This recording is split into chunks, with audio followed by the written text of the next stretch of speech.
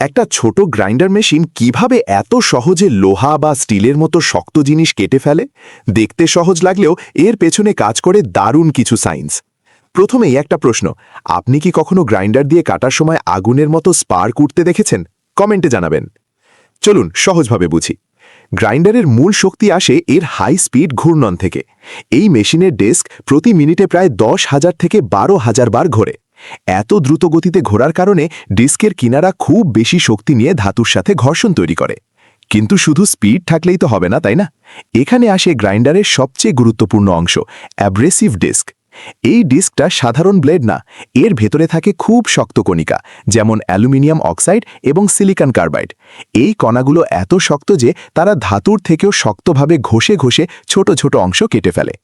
একভাবে ভাবলে এটা আসলে কাটা না, বরং ঘষে ঘষে সরানো।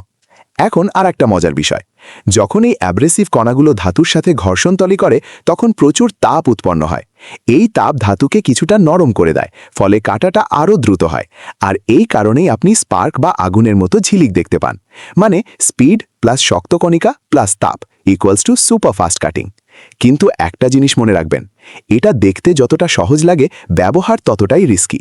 যদি ডিস্ক ঠিকভাবে লাগানো না থাকে বা বেশি চাপ দেওয়া হয় তাহলে ডিস্ক ভেঙে যেতে পারে, যা খুবই বিপজ্জনক। তাই সবসময় সেফটি গগলস ব্যবহার করুন, গ্লাভস পরুন আর মেশিন ঠিকভাবে ধরুন। শেষে একটা প্রশ্ন, আপনি কি কখনো নিজের হাতে গ্রাইন্ডার ব্যবহার করেছেন? আপনার এক্সপিরিয়েন্স কেমন ছিল? কমেন্টে শেয়ার করুন। আর এই ধরনের সহজ ভাষায় টেকনোলজি জানতে চাইলে লাইক, শেয়ার আর ফলো করতে ভুলবেন না।